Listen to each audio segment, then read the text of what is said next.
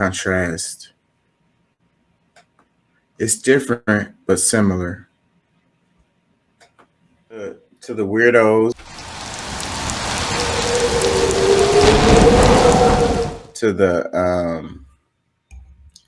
the ones that aren't accepted all the time in the group. Big up to the ones who come in through the back door and come in through the side door. Big up to the ones they call crazy, throw it off. You know, uh, big up to the ones they call tards.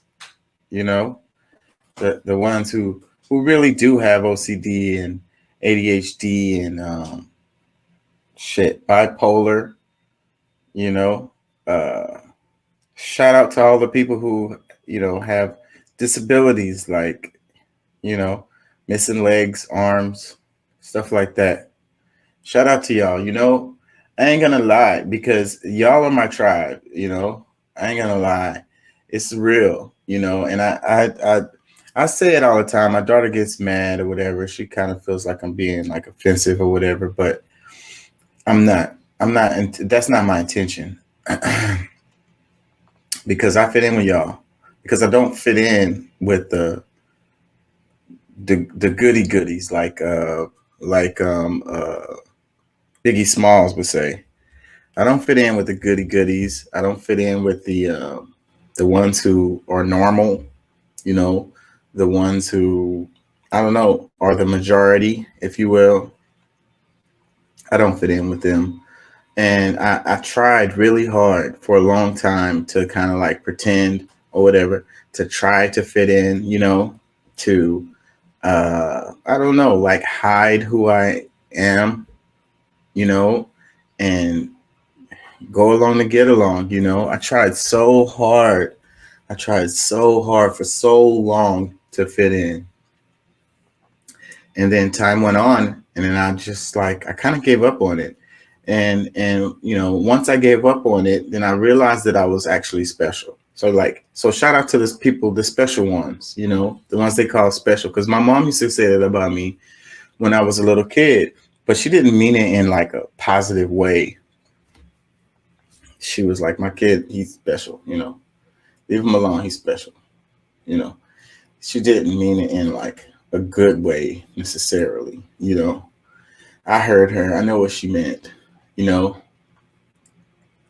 and I always felt weird and awkward. I still do, you know, and people that know me probably see me as awkward and weird. I say things that are out of turn and off time, and off color. You know, I do things that people just find strange and weird, just like not appropriate. You know, but I embrace that shit now. It makes me who I am, and I really am special. I really am different. You know, and I love it. I love being who I am. You know, I embrace it now. It really does bring a smile to my face to not be like the mainstream people, you know, to not fit in with the crowd. It makes me sad sometimes, I'm not going to lie. It makes me sad sometimes still to this day, you know, to not fit in the crowd. And I'm also afraid, because I'm always afraid that everyone's going to turn on me. Like I'm going to say something weird and the whole crowd, like, it doesn't matter where I'm at. I could be at school. I could be in class. I could be at work. I could be in the public. And I'm always kind of afraid that I'm going to say something or do something that's just going to make everyone around me just turn on me. Like, like the invasion of the body snatchers, you know, and that's why I like that movie, the Matrix, so much, because I feel like I'm a glitch, you know. The programming didn't work on me, and it probably didn't work on me because I am kind of slow, you know. So that's my superpower. My superpower is that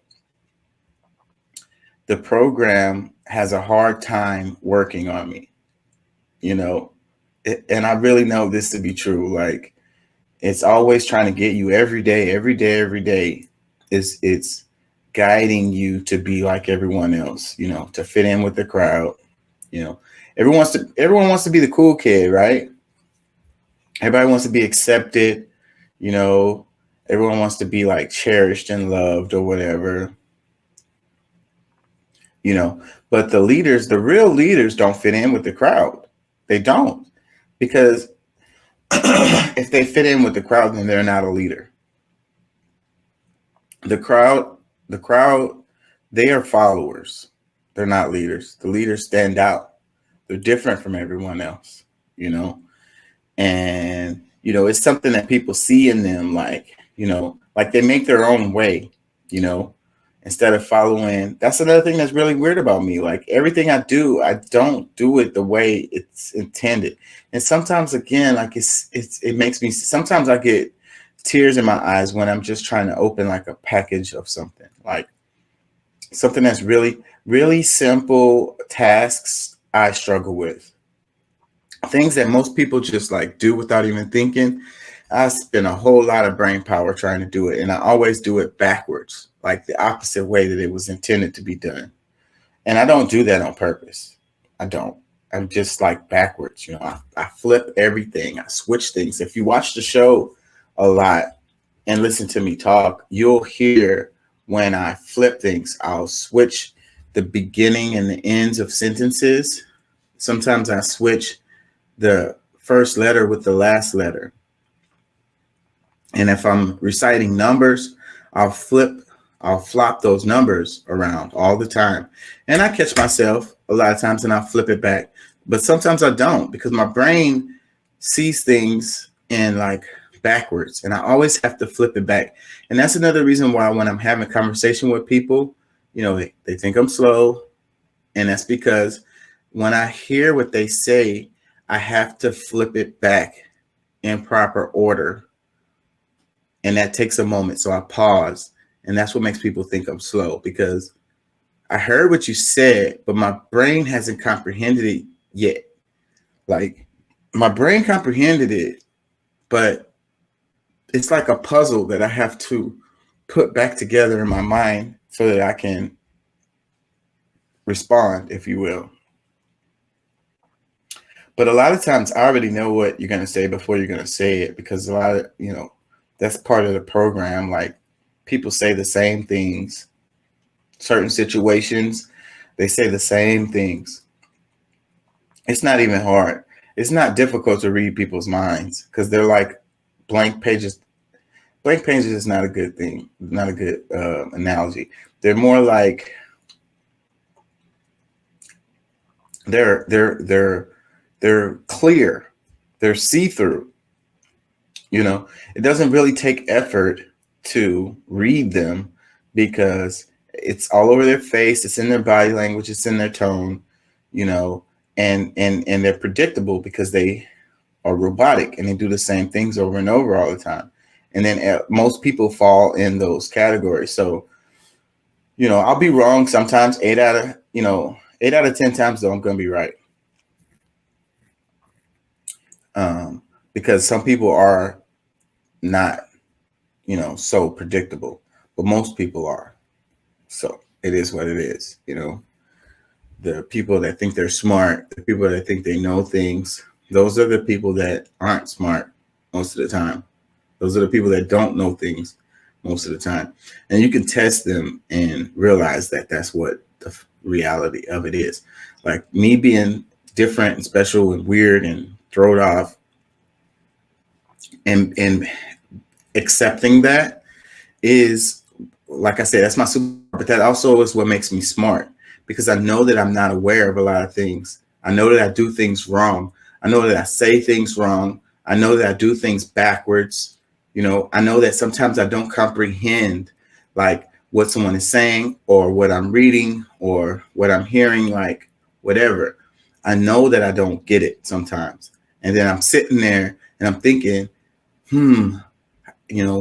what am I not getting? What am I not understanding? What am I missing? What am I doing wrong is really what I'm thinking. And that gives me, it makes me pause. and I think about it for a moment, and another moment, another moment. I overthink everything, and that's really kind of a problem. But that's what leads to me being able to understand things way better than most people, I would say. I mean, hey, you know, believe me or don't believe me, I don't care. You know, you can listen to the show and realize, what real understanding is and what real intelligence is. I'm telling you.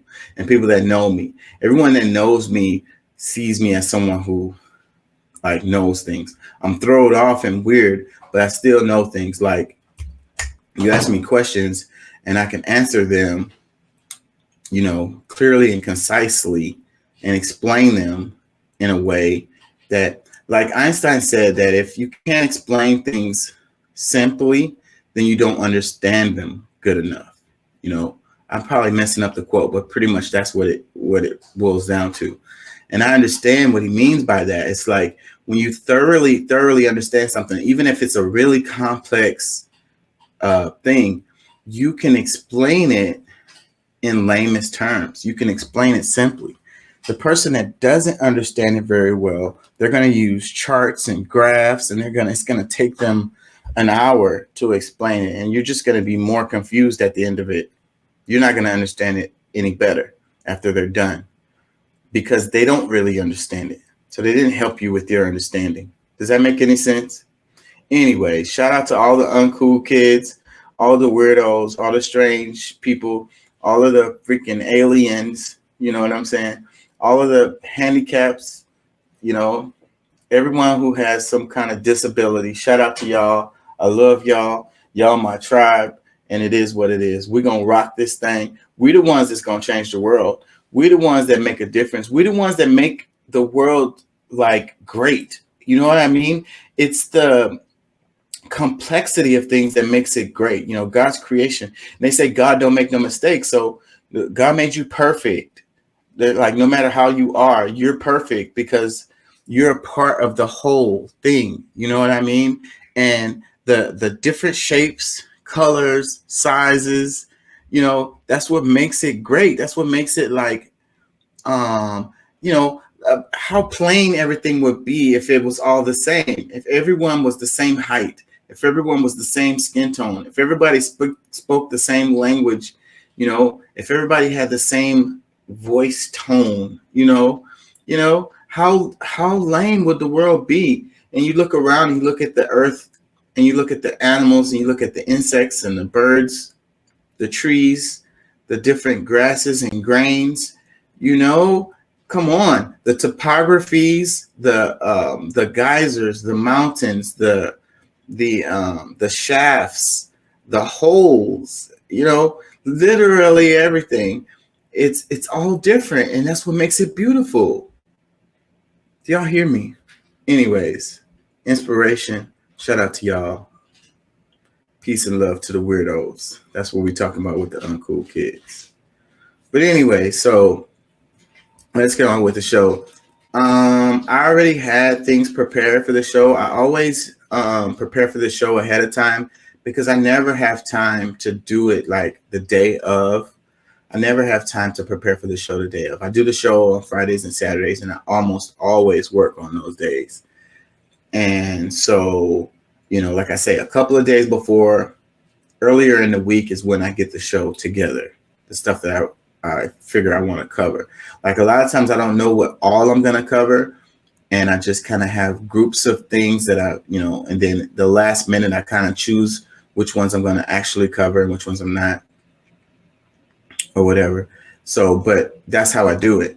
But we had developing thing happen overnight or recently, like within the last like 48 hours or whatever, after I got the show together. And luckily today I was kind of slow at work and someone brought it to my attention. They were like, hey, this thing happened. And I was like, wow, I hadn't heard about that. And it really kind of hit me because I like to be aware of things, and I like to be on it when it comes to like, especially major events, I try to keep my ears to the street. That's why I'm able to do this for y'all. And that's the reason why I feel like I'm really giving y'all a gift, because I have a talent for being able to research things. And I'm always on, I'm always in it. Like I always have my ear to the street and I'm looking at all of these different news stories and like just a bunch of stuff. And like, I think I'm made for this, to do this, what I'm doing, because I would be doing this even if I wasn't doing the show. If that makes any sense. I do this because this is just what I do, like for myself. And so being here, doing the show and being able to share with y'all, it gives me a certain amount of satisfaction. But I will be doing it regardless. I still will be doing it, and I get satisfaction from it without